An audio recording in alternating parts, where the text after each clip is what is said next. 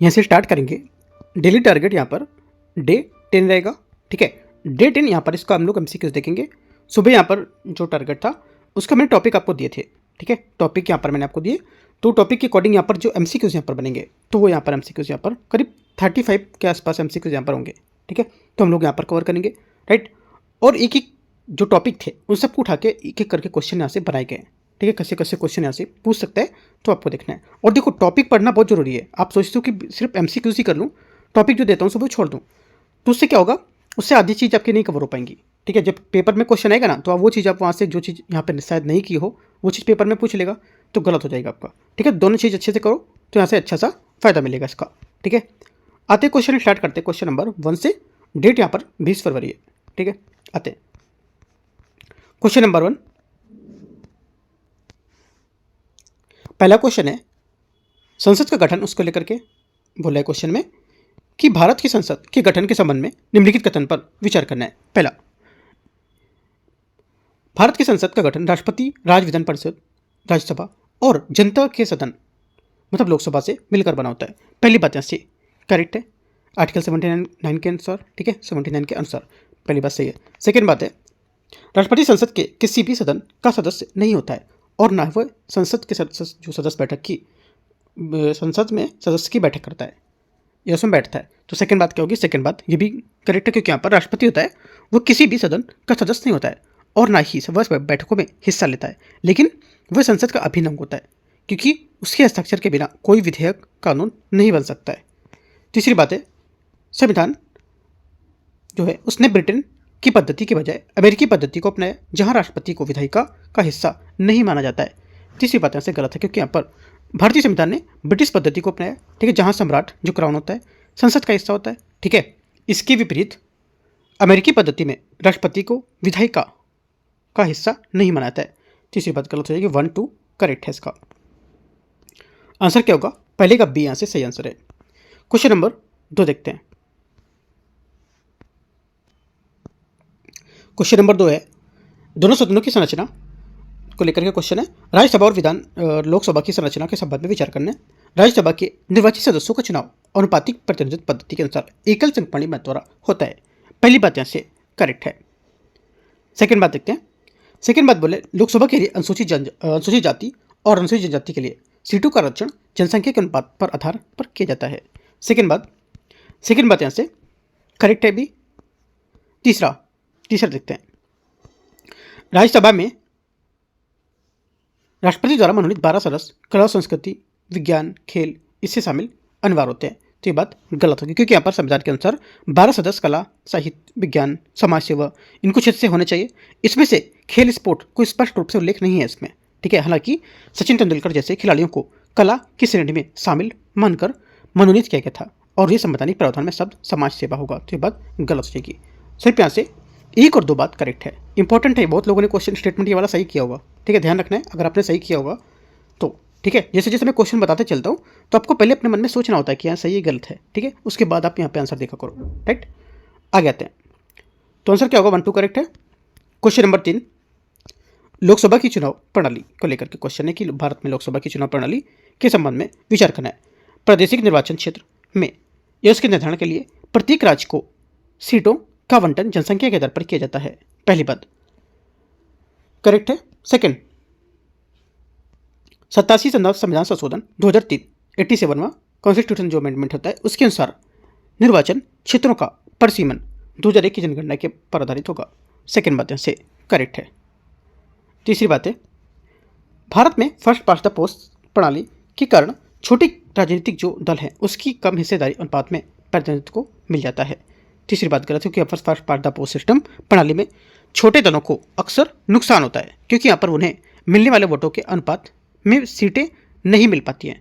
ये प्रणाली बड़े दल के पक्ष में रहती है और छोटे दल को अनुपातिक प्रतिनिधित्व प्रणाली में बेहतर लाभ मिलता है, ठीक है। तो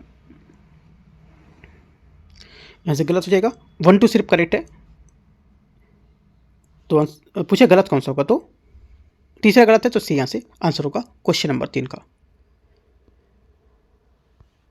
क्वेश्चन नंबर 4 है, दोनों सदनों की अवधि को लेकर के क्वेश्चन है। प्रश्न में बोला है, प्रश्न में सदनों की अवधि के संबंधित निम्नलिखित कथन पर विचार करना है।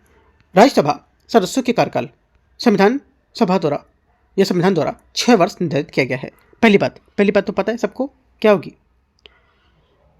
गलत है। क्यों? क्योंकि यहाँ पर संविधान ने राज्यसभा के सदस्यों का कार्यकाल निर्धारित नहीं किया है। बहुत लोग 6 वर्ष मार दिए होंगे इसमें, ठीक है, तो गलत हो जाएगा। ठीक है, क्योंकि यहाँ पर जनप्रतिनिधित्व अधिनियम 1951 के माध्यम से संसद ने इसे 6 वर्ष तय किया था, लेकिन यहाँ पर संविधान में राज्यसभा के सदस्यों का कार्यकाल निर्धारित नहीं किया गया है। इंपॉर्टेंट बात है। सेकेंड बात बोल रहे हैं, आपातकाल की घोषणा प्रभावी होने के दौरान लोकसभा की अवधि को एक वर्ष के लिए अनिश्चित काल के तक बढ़ाया जा सकता है। सेकेंड बात क्या होगी? सेकेंड बात यहाँ से करेक्ट है। तीसरा, यदि आपातकाल समाप्त हो जाता है तो बढ़ाई गई अवधि को किसी भी स्थिति में 6 महीने से अधिक नहीं होगी। ये बात करेक्ट है। ठीक है, आंसर क्या होगा? केवल 2 सही है, 2 बातें, 2 और 3 बी। क्वेश्चन नंबर 5, संसद की सदस्यता को लेकर के संसद की सदस्यता की अयोग्यता जो डिस्क्वालिफिकेशन होता है उसके संबंध में विचार करना है। यदि कोई सदस्य स्वेच्छा से उस राजनीतिक दल की सदस्यता छोड़ देता है जिसके टिकट पर वह निर्वाचित हुआ है तो वह अयोग्य हो जाएगा। पहली बात। 5वीं का पहला स्टेटमेंट यहाँ से करेक्ट है, क्योंकि 10वीं सूची में दल बदल विरोधी कानून के तहत यहाँ पर सदस्य अपनी सीटों की सदस्यता स्वेच्छा से छोड़ता है तो वह अयोग्य घोषित हो जाता है। सेकेंड बात है, दल बदल के आधार पर अयोग्यता के प्रश्न का निर्णय भारत के निर्वाचन आयोग करेगा। सेकेंड बात गलत है, क्योंकि यहाँ पर दल बदल जो है उसके आधार पर अयोग्यता का निर्णय संसद का या फिर सदन का अध्यक्ष या सभापति करता है, निर्वाचन आयोग नहीं करेगा। लाभ का पद धारण करना या करने के आधार पर अयोग्यता का निर्णय राष्ट्रपति निर्वाचन आयोग की सलाह पर करेगा। तीसरी बात यहाँ से करेक्ट है। आंसर 1 और 3 सही है, तो बी यहाँ से आंसर होगा। क्वेश्चन नंबर 6 नंबर क्वेश्चन है, संसद के पीठासीन अधिकारी को संबंध में लोकसभा अध्यक्ष की शक्तियों के बारे में विचार करना है। लोकसभा के अध्यक्ष अपने पद से हटने के बाद भारत सरकार के अधीन किसी लाभ के पद पर पात्र नहीं होता है। पहली बात। 6 का पहला स्टेटमेंट यहाँ से गलत है, क्योंकि यहाँ पर लोकसभा अध्यक्ष के ऊपर ऐसी कोई पाबंदी नहीं है कि वह सेवानिवृत्त के बाद लाभ का पद धारण नहीं कर सकता है, तो गलत होगा। सेकेंड, अध्यक्ष को पद से हटाने का संकल्प विचाराधीन होने पर वह सदन की कार्रवाई में भाग ले सकता है और मतदान भी कर सकता है, राइट, लेकिन कास्टिंग वोट निर्णायक मत नहीं दे सकता है। सेकेंड बात यहाँ से करेक्ट है। तीसरी बात है, लोकसभा के भंग होने पर अध्यक्ष का पद तत्काल रिक्त हो जाता है। यह बात गलत है, क्योंकि लोकसभा के भंग होने पर अध्यक्ष का पद तत्काल रिक्त नहीं होता है, वह नई लोकसभा के पहली बैठक के ठीक पहले तक अपने पद पर बना रहेगा। ठीक है, तो आंसर क्या होगा? सिर्फ दूसरा करेक्ट है, बी यहाँ से, सॉरी बी नहीं, एक यहाँ से आंसर होगा, क्योंकि एक ही बात सही है। ठीक है, 6 का ए यहाँ से करेक्ट है। देखो अपने आंसर देखते चलो, क्वेश्चन आपको मिलने क्योंकि आपने सभी टॉपिक पढ़े होंगे, तो ये सब आपके क्वेश्चन, ये सब टॉपिक आपने पढ़े होंगे, तो यहाँ से देखते चलो क्या क्या क्वेश्चन आपके सही हो रहे हैं, जो गलत हो रहा है उसको पॉइंट आप की पॉइंट लिखते भी चलो। ठीक है, तो अच्छा रहेगा। और क्वेश्चन 7, संसद में नेता, प्रश्न है, संसद में सचेतक और विपक्ष के नेता के संदर्भ में विचार करना है। सचेतक के पद का उल्लेख न तो भारत के संविधान में है और ना ही सदन में है, सदन के नियमों में है। पहली बात क्या होगी, सोचना है आपको। पहले स्टेटमेंट यहाँ से 7वें का करेक्ट है। सेकंड, विपक्ष के नेता को कैबिनेट मंत्री के समान वेतन और भत्ते मिलते हैं। क्या बात सही है? एकदम करेक्ट है, क्योंकि यहाँ पर विपक्ष के नेता को वैधानिक मान्यता संसद के विपक्ष के नेता के वेतन और भत्ते अधिनियम 1977 के तहत दी गई थी और उन्हें कैबिनेट मंत्री के समान सुविधाएं और वेतन भी मिलते हैं। दोनों बातें करेक्ट है। सचेतक का मुख्य कार्य अपने दल के सदस्यों की उपस्थिति सुनिश्चित करना और सदन में उनके व्यवहार को निर्देशित करना होता है। तीसरी बात क्या होगी? तीसरी बात भी करेक्ट है, तीनों सही है। 7वें का आंसर 1 2 3 डी करेक्ट है। क्वेश्चन 8वां है, संसद के सत्र को लेकर के, संसद के सत्र के संबंध में विचार करते हैं। सत्रावसान केवल सदन की बैठक को समाप्त करता है, सदन के सत्र को नहीं करता है। पहली बात यहाँ से गलत है, क्योंकि स्थगन जो होता है ये केवल बैठक को कुछ घंटों या दिनों तक के लिए रोकता है। सत्रावसान वह प्रक्रिया होती है जो न केवल बैठकों को बल्कि यहाँ पर संसद के पूरे सत्र जैसे मानसून का, ठीक है, उसको समाप्ति कर देगा, तो बात गलत हो जाएगी। सेकेंड बात है, स्थगन सदन के पीठासीन अधिकारी द्वारा किया जाता है, जबकि सत्रावसान राष्ट्रपति द्वारा किया जाएगा। सेकेंड बात करेक्ट है। तीसरी बात है, लोकसभा के विघटन के पश्चात राज्यसभा में लंबित वे सभी विधेयक समाप्त हो जाते हैं जो लोकसभा द्वारा पारित नहीं किए जाते हैं। तीसरी बात गलत होगी, क्योंकि यहाँ पर यह नियम, यदि कोई विधेयक राज्यसभा में लंबित है और तभी वह लोकसभा में पारित नहीं किया जा सकता है तो वह लोकसभा के विघटन के समाप्त नहीं होगा, वह जीवित रहता है या बना रहता है, ठीक है, क्योंकि यहाँ पर राज्यसभा एक स्थायी सदन होता है। इंपॉर्टेंट बात है, ठीक है। सिर्फ दूसरे करेक्ट है यहाँ से, आंसर यहाँ से एक बात सही है। क्वेश्चन नंबर 9,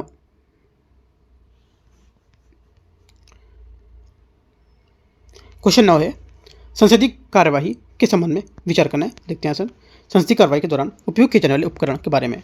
शून्यकाल भारतीय संसदीय नवाचार है जो 1962 में अस्तित्व में है। पहली बात 9 का करेक्ट है। 0 आवर पूरी तरह से एक भारतीय नवाचार होगा। ये 1962 में शुरू हुआ था और ये प्रश्नकाल के ठीक बाद का समय होता है जिसमें सदस्य बिना पूर्व सूचना के महत्वपूर्ण मुद्दे उठा सकते हैं। पहली बात सही है। सेकेंड बात है तारांकित प्रश्नों के लिए लिखित उत्तर की आवश्यकता होती है और इसलिए पूरक प्रश्न नहीं पूछे जा सकते हैं। सेकेंड बात गलत होगी क्योंकि यहाँ पर तारांकित प्रश्नों के उत्तर मौखिक रूप से दिए जाते हैं और मौखिक उत्तर होने के कारण उन पर पूरक प्रश्न पूछे जा सकते हैं। अतारांकित प्रश्नों के उत्तर लिखित होते हैं, तो ये बात गलत होगी। आगे आते हैं, 1 2 हो गया। तीसरा देखते हैं। तीसरा बोला है ध्यानाकर्षण प्रस्ताव का उल्लेख सदन की नियमावली में है लेकिन शून्यकाल का नहीं है। तीसरी बात सही बात है एकदम, ठीक है, क्योंकि यहाँ पर ये केवल एक अनौपचारिक साधन होगा।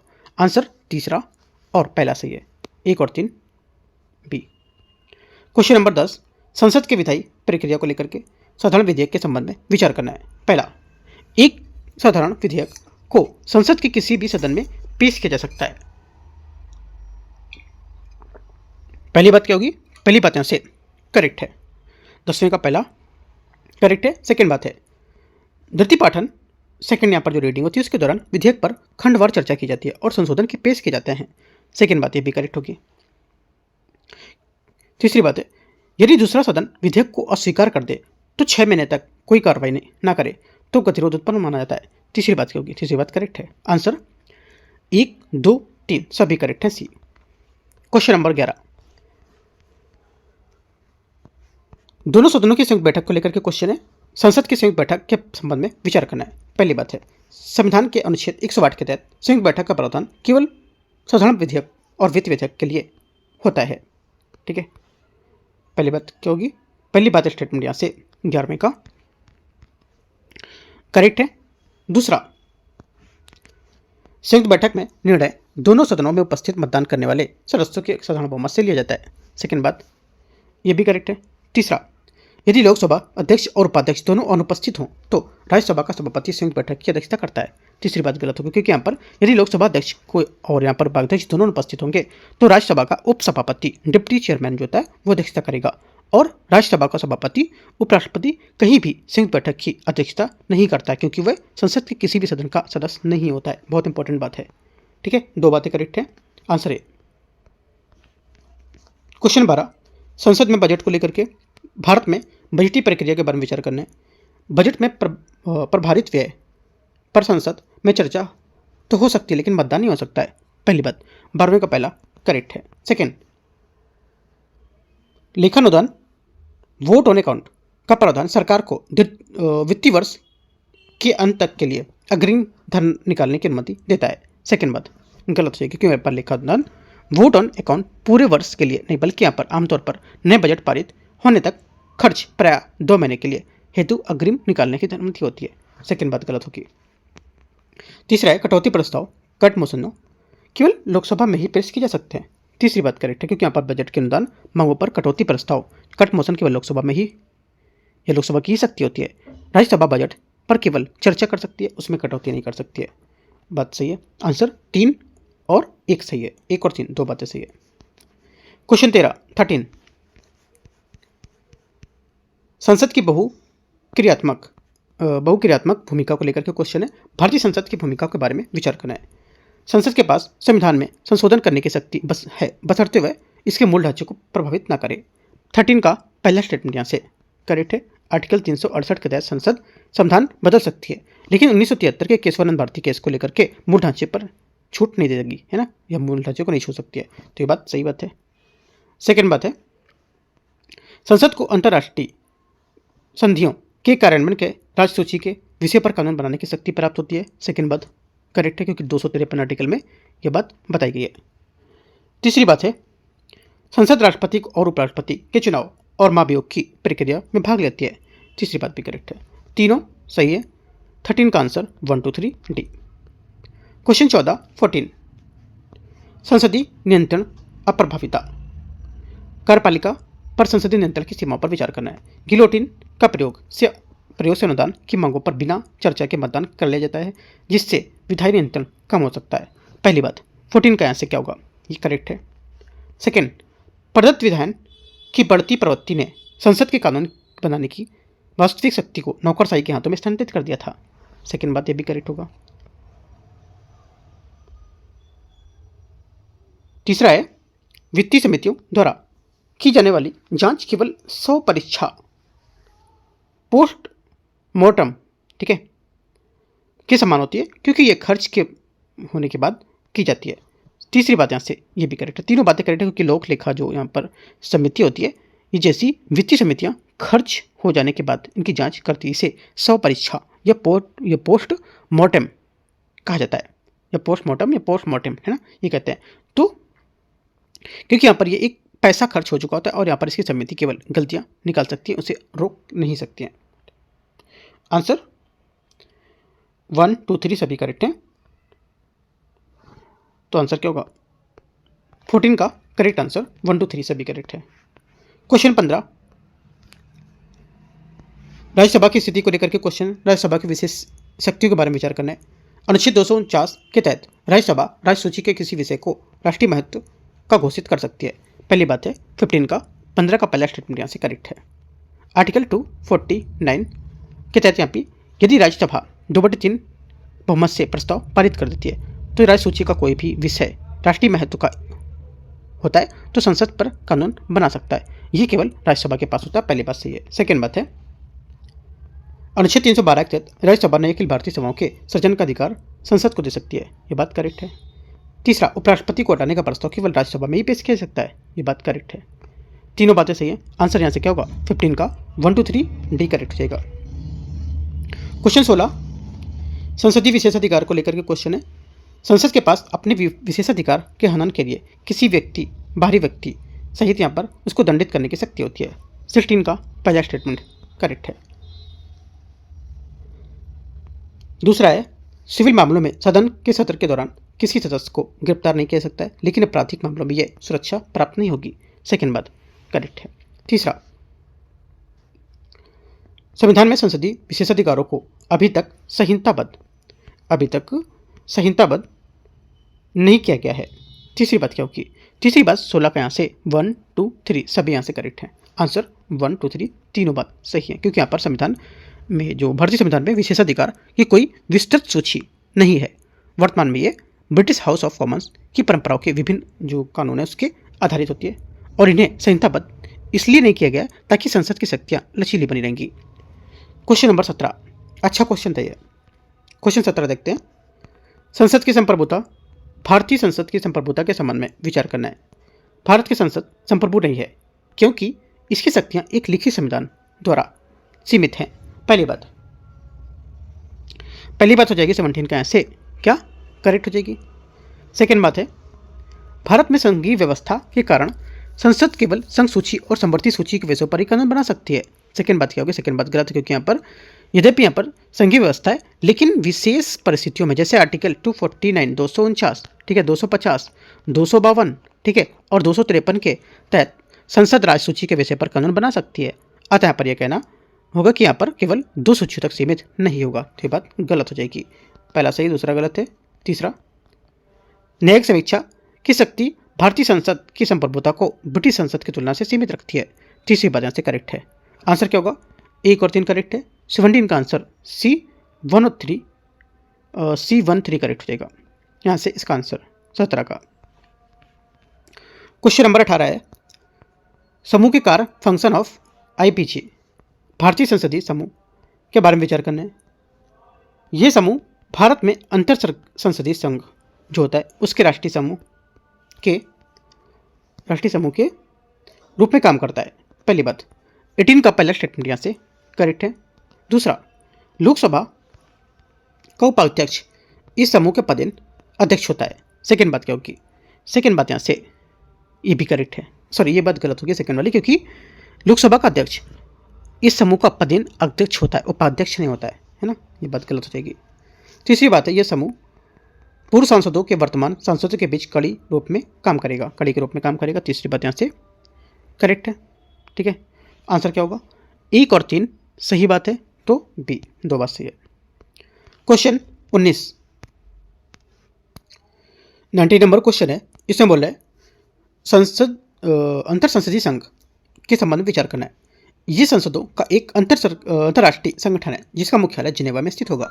पहली बात 19 का करेक्ट है।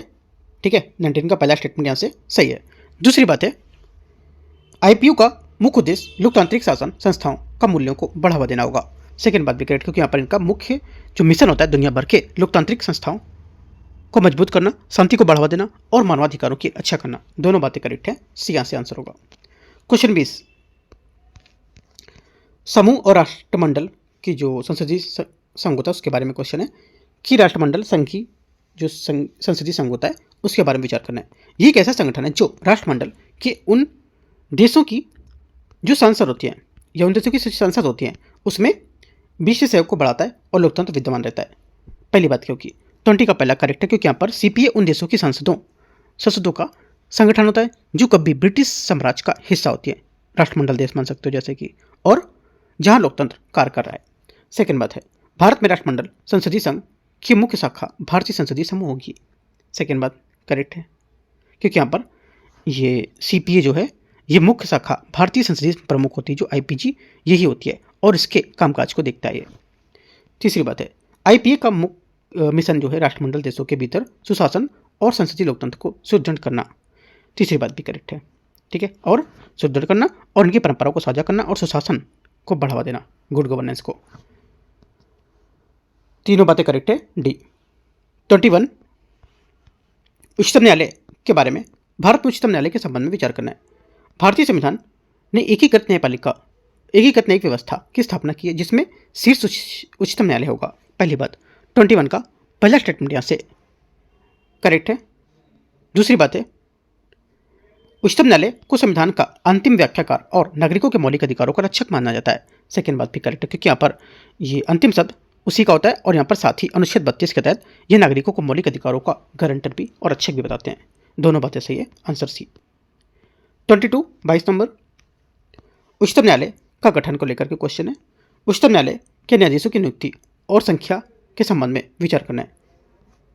संसद के पास उच्चतम न्यायालय के न्यायाधीशों की संख्या बढ़ाने की शक्ति होती है। पहली बात 22वें का पहला स्टेटमेंट यहाँ से करेक्ट है। ठीक है, दूसरी बात है, उच्चतम न्यायालय के न्यायाधीश की नियुक्ति के लिए संविधान में न्यूनतम आयु का उल्लेख नहीं किया गया है। एकदम सही बात है, यहाँ पर इसका उल्लेख नहीं किया गया। तीसरी बात है, तदर्थ न्यायाधीशों की नियुक्ति राष्ट्रपति द्वारा की जाती है।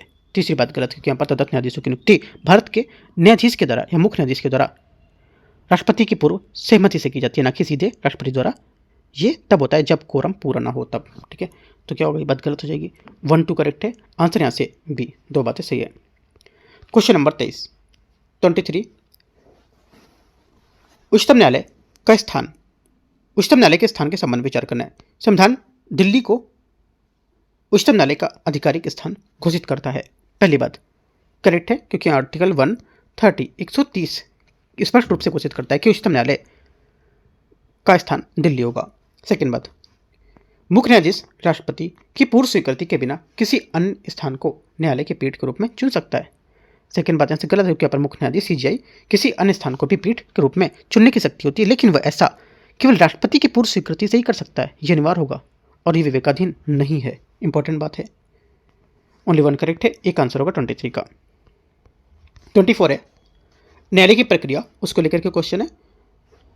उच्चतम न्यायालय की प्रक्रिया के संबंध में विचार करना है। पहले बात देखते हैं 24 का पहला है, संविधान की व्याख्या से संबंधित मामले पर निर्णय के लिए कम से कम 5 न्यायाधीशों की पीठ अनिवार्य होगी। पहली बात 24 का पहला स्टेटमेंट यहाँ से करेक्ट है। आर्टिकल 145 के अनुसार यदि किसी मामले में संविधान की व्याख्यान का सारवान होता है, प्रश्न वो शामिल होता है, तो उसे कम से कम 5 न्यायाधीशों की बेंच संवैधानिक पीठ द्वारा सुना जाना अनिवार्य होता है। सेकेंड बात है, न्यायालय के सभी निर्णय बहुमत के आधार पर लिए जाते हैं और प्रत्येक न्यायाधीश को अपनी सहमति व्यक्त करने का अधिकार होता है। सेकेंड बात यहाँ से ये भी करेक्ट है। ठीक है, दोनों बातें सही है, आंसर सी करेक्ट है। क्वेश्चन 25, उच्चतम न्यायालय की जो स्वतंत्रता उसको लेकर क्वेश्चन है कि यहाँ पर न्यायपालिका की स्वतंत्रता सुनिश्चित करने को लेकर प्रावधान पर विचार करना है। पहली बात, न्यायाधीशों के वेतन और भत्ते संसद के मतदान वोट के अधीन नहीं होते क्योंकि वे संचित निधि पर भारित होते हैं। पहली बात, 25 का पहला स्टेटमेंट यहाँ से करेक्ट है। सेकेंड, न्यायाधीशों के आचरण पर संसद में चर्चा नहीं की जा सकती है सिवाय महाभियोग प्रस्ताव के दौरान। सेकेंड बात, ये भी करेक्ट है। तीसरा, सेवानिवृत्ति के पश्चात न्यायाधीशों को भारत सरकार के अधीन किसी लाभ के पद पर नियुक्त नहीं किया जा सकता है। तीसरी बात गलत है क्योंकि यहाँ पर सेवानिवृत्ति के बाद न्यायाधीशों को वकालत करने पर रोक है, लेकिन उन्हें लाभ के पद या अन्य सरकारी नियुक्ति जैसे कि आयोग के अध्यक्ष, राज्यपाल आदि पर नियुक्त पर संविधान पूर्ण प्रतिबंध नहीं होगा, यद्यपि ये नैतिकता का प्रश्न रहता है। 1 2 करेक्ट है, आंसर 25 का ए आंसर सही होगा। 26 है, उच्चतम न्यायालय की शक्तियों पर क्षेत्राधिकार के बारे में। उच्चतम न्यायालय के क्षेत्राधिकार के बारे में विचार करना है। केंद्र और राज्य के बीच विवाद मूल क्षेत्राधिकार के अंतर्गत आते हैं। पहली बात, 26 का पहला स्टेटमेंट यहाँ से करेक्ट है, आर्टिकल 131 के तहत। ठीक है, सेकेंड बात है, अनुच्छेद 143 के तहत राष्ट्रपति को दी गई सलाह राष्ट्रपति पर बाध्यकारी होती है। राष्ट्रपति को दी गई सलाह राष्ट्रपति को बाध्यकारी होती है। देखो 26 का जो बात बोला है कि अनुच्छेद 143 के तहत, देखो अनुच्छेद 143 के तहत ऐसा होना चाहिए क्वेश्चन स्टेटमेंट ये कि अनुच्छेद 143 के तहत जो ये सलाह होती है, जो एससी को जो सलाह दी जाती है राष्ट्रपति देता है, वो राष्ट्रपति पर बाध्यकारी नहीं होती है। सुप्रीम कोर्ट जो सलाह देता है वो बाध्यकारी नहीं होगी, ऐसा होगा क्वेश्चन स्टेटमेंट ये कि स्टेटमेंट होगा कि 143 के तहत राष्ट्रपति को दी गई सलाह, मतलब सुप्रीम कोर्ट के द्वारा दी गई सलाह राष्ट्रपति पर बाध्यकारी नहीं होती, ऐसी बात होगी है ना। तो ये बात गलत हो जाएगी क्योंकि यहाँ पर आपको स्टेटमेंट थोड़ा सही लिख लेना है इसके बारे में। जो अनुच्छेद 143 होता है ये सलाहकारी क्षेत्राधिकार होता है। इसके तहत सुप्रीम कोर्ट जो सलाह राष्ट्रपति को देता है वह राष्ट्रपति पर बाध्यकारी नहीं होगी, ऐसा होना चाहिए। ठीक है, राष्ट्रपति उसे मानने या न मानने के लिए स्वतंत्र होगा। ठीक है, तो ये बात गलत हो जाएगी, इसको सही कर लो। ठीक है, तीसरी बात है, उच्चतम न्यायालय को अभिलेख न्यायालय कोर्ट ऑफ रिकॉर्ड कहा जाता है। तीसरी बात यहाँ से करेक्ट है, आर्टिकल 129 के अनुसार। राइट, आंसर क्या होगा, 1 और 3 करेक्ट होगा, दो बातें सही हैं बी। 27 है, न्यायिक समीक्षा जुडिशियल रिव्यू को लेकर के न्यायिक समीक्षा के अर्थ के संबंध में विचार करना है। यह न्यायपालिका की वह शक्ति जिसके माध्यम से वह विधायिका द्वारा कानूनों की संवैधानिकता की जांच करता है। पहली बात 27 का करेक्ट है। दूसरी बात है, संविधान में न्यायिक समीक्षा पद का स्पष्ट रूप से उल्लेख अनुच्छेद 13 में किया गया है। सेकेंड बात यहाँ से गलत है क्योंकि यहाँ पर न्यायिक समीक्षा जुडिशियल रिव्यू पद जो है शब्द उल्लेख संविधान में कहीं भी स्पष्ट रूप से नहीं किया गया। हालांकि आर्टिकल 13 और 32 और 226, ठीक है, इसमें क्या है, आज यहाँ पर न्यायपालिका को ये शक्ति प्रदान करते हैं कि वह शब्द टर्म संविधान में नहीं लिखा गया है। ठीक है,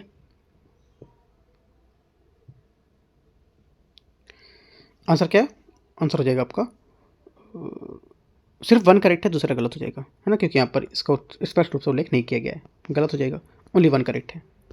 28 है, न्यायिक समीक्षा का महत्व, न्यायिक समीक्षा के महत्व को लेकर विचार करना है। यह संविधान की सर्वोच्चता बनाए रखने के लिए आवश्यक होता है। पहली बात 28 का पहला करेक्ट है। सेकेंड बात है, यह संघीय ढांचे के संतुलन बनाए रखने और केंद्र राज्य विवादों को सुलझाने में सहायक होगा। सेकेंड बात भी करेक्ट है, यह कार्यपालिका की निरंकुशता पर अंकुश लगाने का एक साधन होता है। तीसरी बात यह भी करेक्ट है, तीनों बातें सही है। आंसर 28 का 1, 2 और 3 डी यहाँ से करेक्ट आंसर है। क्वेश्चन 29, न्यायिक समीक्षा के लिए संवैधानिक प्रावधान कौन कौन से अनुच्छेद प्रत्यक्ष या अप्रत्यक्ष रूप से न्यायिक समीक्षा की शक्ति प्रदान करते हैं। आंसर हो जाएगा, एक तो आर्टिकल 13, ये क्या करता है, ये घोषणा करता है कि मौलिक अधिकारों का उल्लंघन करने वालों पर कानून शून्य होगा। 32 में ये मौलिक अधिकारों के कानून लागू करने को लेकर सुप्रीम कोर्ट को रिट जारी करने की शक्ति को देता है। और 131 जो है ये केंद्र राज्य के विवादों की मामले में न्यायिक समीक्षा करता है। 226 ये हाई कोर्ट को क्या करता है, न्यायिक समीक्षा को लेकर रिट की शक्ति देता है। सभी करेक्ट होंगे, आंसर यहाँ से क्या होगा? आंसर हो जाएगा 29 का 1 2 3 4 सभी करेक्ट हैं। क्वेश्चन 30 नंबर है। न्यायिक समीक्षा का विशेष क्षेत्र। भारत में न्यायिक समीक्षा के दायरे के बारे में विचार करना है। भारत में न्यायिक समीक्षा कानून द्वारा स्थापित प्रक्रिया पर आधारित है, ना कि कानून की उचित प्रक्रिया पर। पहली बात क्या होगी? 30 का पहला स्टेटमेंट यहाँ से करेक्ट है। सेकंड, वर्तमान न्यायिक व्याख्याओं के अनुसार न्यायिक समीक्षा की शक्ति संविधान के मूल ढांचे का हिस्सा होगी। सेकंड बात यहाँ से भी करेक्ट है, क्योंकि केशवानंद भारती केस में जो मिनर्वा मिल्स वाद था उसमें सुप्रीम कोर्ट ने यह स्पष्ट कर दिया था कि न्यायिक समीक्षा की शक्ति संविधान का मूल ढांचा होगा, और इसका मतलब है कि संसद संशोधन करके भी इस शक्ति को छीन नहीं सकती है। दोनों बातें सही है, सी करेक्ट है। 31, नवीन सूची के बारे में विचार करना है। न्यायिक समीक्षा को लेकर के नवीन सूची के संबंध में विचार करना है। नवीन सूची प्रथम संविधान संशोधन अधिनियम 1951 के माध्यम से जोड़ी गई थी। पहली बात 31 का करेक्ट है, ठीक है, सही बात है। और इसका उद्देश्य है कि भूमि सुधार कानूनों की अदालती चुनाव से बचाना। सेकेंड बात है IR कोहेलो केस 2007 के अनुसार 24 अप्रैल 1973 के बाद इस अनुसूची में शामिल कानूनों की न्यायिक समीक्षा की जा सकती है। सेकेंड बात करेक्ट है। तीसरा, वर्तमान में नवीन सूची में शामिल किसी भी कानून को किसी भी आधार पर चुनौती नहीं दी जा सकती है। तीसरी बात गलत, क्योंकि यहाँ पर अब ये कवच पूरी तरीके से पूर्ण नहीं होगा, क्योंकि यहाँ पर यदि कोई कानून मौलिक अधिकारों का हनन करता है तो उसे कोर्ट में चुनौती दी जा सकेगी। ये बात गलत हो जाएगा। आंसर 1 2 करेक्ट है, ठीक है, सही पूछा है तो 1 2 सही है, बी यहाँ से सही आंसर है। क्वेश्चन नंबर 32 32 नंबर है। जनहित याचिका के बारे में अर्थ और सिद्धांत के बारे में विचार करते हैं। पहली बात है जनहित याचिका न्यायिक सक्रियता का एक परिणाम होता है जिसने पारंपरिक लोकस स्टडी के नियम को शिथिल कर दिया। पहली बात 32 का पहला करेक्ट है, क्योंकि यहाँ पर ये इसे बदल दिया था, क्योंकि अब समाज का कोई भी जागरूक नागरिक दूसरों के अधिकारों के लिए अदालत जा सकता है। सेकेंड बात है इसे केवल पीड़ित व्यक्ति द्वारा ही अदालत में दायर किया जा सकता है। सेकेंड बात गलत है, क्योंकि यहाँ पर PIL की सबसे बड़ी यहाँ पर खूबी है कि इसे पीड़ित के अलावा कोई भी तीसरा पक्ष होता है, जैसे कि कोई NGO, ये सामाजिक कार्यकर्ता कोई होता है, ठीक है, वो जनहित में याचिका दायर कर सकता है। गलत होगा, क्योंकि यहाँ पर बोला है कि केवल पीड़ित ही करेगा। इसका उद्देश्य होगा कि जनहित मामले में न्याय सुनिश्चित करना। बात सही है। 1 और 3 करेक्ट है। आंसर 1 3 सी यहाँ से सही आंसर है। 33 है PIL की विशेषताएं। जनहित याचिका PIL के बारे में ये न्यायपालिका किस समाज से वंचित वर्गों को मदद पहुंचाने को लेकर करती है। पहली बात मतलब यहाँ पर यह न्यायपालिका को समाज के वंचित वर्गों तक पहुंचने में मदद करेगी। पहली बात 33 का पहला सही है। सेकंड, ये एक औपचारिक प्रक्रिया है जिसमें हमेशा उच्च न्यायालय या सर्वोच्च न्यायालय में विस्तृत दस्तावेजीकरण की आवश्यकता होती है। सेकंड बात गलत है, क्योंकि यहाँ पर PIL के लिए हमेशा भारी भरकम दस्तावेज की जरूरत नहीं होती है। सुप्रीम कोर्ट ने पोस्ट कार्ड या अखबार की रिपोर्ट को भी PIL मानकर कार्रवाई शुरू करने के लिए बताता है, ठीक है। सेकंड बात गलत हो जाएगी। तीसरी बात है ये राज्य के अंगों को उनके संवैधानिक दायित्वों को पूरा करने को लेकर बाध्य करती है। तीसरी बात करेक्ट है। आंसर 1 3 सही है, तो बी बात सही है। 1 3 तो बी बात। क्वेश्चन 34 है PIL के विषय क्षेत्र के बारे में क्वेश्चन है। जनहित याचिका PIL के बारे में कि संभावित विषय में क्षेत्र में क्या शामिल हो सकता है। एक तो पहली बात है ये बोला है बंधुआ मजदूरी संबंधित मामले, करेक्ट है, क्योंकि यहाँ पर बंधुआ मजदूरी, बाल श्रम, पर्यावरण संरक्षण, मानवाधिकार उल्लंघन और जेल सुधार PIL के में मुख्य विषय होंगे। सही बात है। पर्यावरण प्रदूषण को परिस्थिति संतुलन बनाए रखना देना, इससे जुड़े मामला, सही बात है।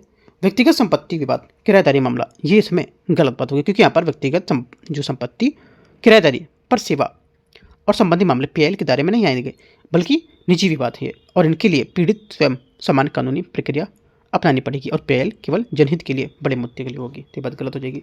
ओनली 1 2 करेक्ट है। Answer C. क्वेश्चन 35 PIL दाखिल करने के संबंध में विचार करना है। देखते हैं इसको। जनहित याचिका PIL दाखिल करने के संबंध में सर्वोच्च न्यायालय द्वारा जारी दिशा निर्देश के अनुसार निम्नलिखित में से किस प्रकार के मामलों में आमतौर पर PIL के रूप में स्वीकार नहीं किया जाता है। किस में नहीं करेंगे? एक तो जमींदार और किराएदार के बीच में, अभी मैंने बताया आपको। दूसरा, पेंशन और ग्रेजुटी को लेकर के भी आप इसमें नहीं कर सकते हैं, सही बात है।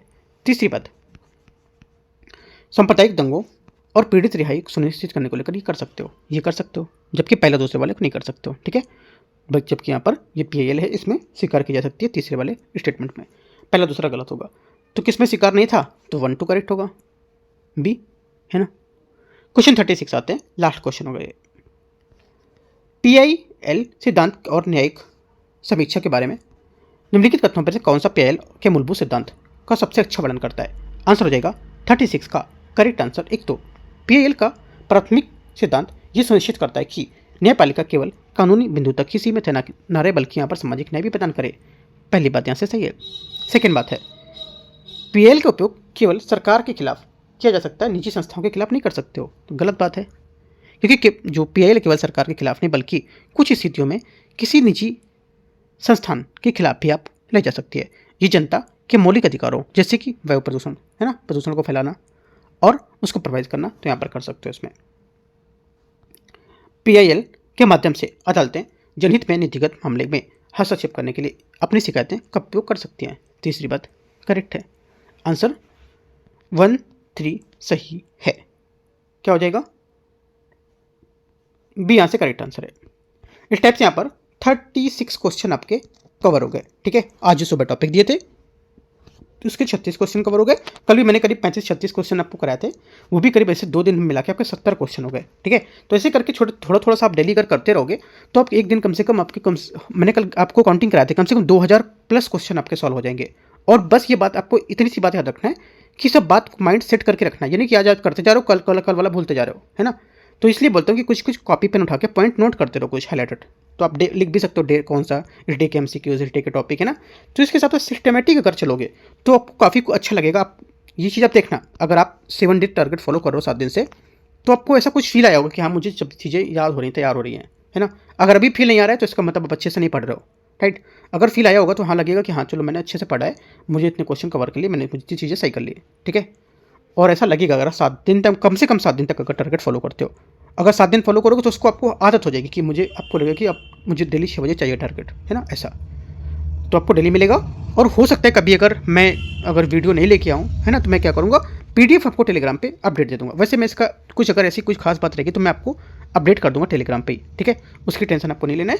आपको PDF तो रोज़ मिलेगा यहाँ से पढ़ने के लिए, साथ में मैं MCQs भी सॉल्व करूँगा। आपको काउंट भी करते जाना कितने क्वेश्चन आपके सही हुए, कितने गलत हुए, क्या चीज़ गलत हुई है ना। तो सब लिख सकते हो अपना, ठीक है। अच्छे से नोट्स बनाना है। और ये कोई PYQ नहीं है ये, ठीक है। PYQ नहीं करा रहा हूँ क्योंकि PYQ बहुत लोग करा रहे हैं यूट्यूब पर, है ना। लेकिन यहाँ पर कोई सिस्टम से कोई टॉपिक बाई टॉपिक कोई नहीं कराता है, तो मैं आपको एक टॉपिक निकाल के क्वेश्चन करा रहा हूँ, ठीक है। तो क्वेश्चन बनने की यहाँ से उम्मीद काफ़ी रहती है, क्योंकि हम लोग पूरे टॉपिक वाइज अच्छे से कवर कर रहे हैं, एक टॉपिक को कर रहे हैं, है ना। एंड करते हैं से इसको। कुछ डाउट रहेगा नीचे कमेंट में पूछ सकते हो, टेलीग्राम पर जरूर जोड़ना है। और कुछ टाइम में मैं आपको अच्छे से टॉपिक करंट अफेयर्स के भी शेयर करने वाला हूँ, कुछ स्ट्रेटजी भी शेयर करूँगा, ठीक है, जैसे टाइम पास आता जाएगा वैसे। तो ख़त्म करते हैं ऐसे। बाकी आपको देखना है, सब लिखा हुआ है, पढ़ लेना है, टेलीग्राम ज्वाइन करना है और टेली टारगेट भी ज्वाइन करना है। जो नहीं ज्वाइन किया उसको भी आप भेज सकते हो, है ना। बहुत लोग हैं ना भेजते नहीं कि यार मुझे अच्छा मिल गया, मैं क्या किसी को भेजूँ, चलो मैं ही पास कर लेता हूँ। नहीं, आपको देखो कम से कम आपका पड़ोसी या फिर आपको कोई पास होगा तो अच्छी बात है ना, इस अच्छा सोचना चाहिए दूसरों के लिए, ठीक है।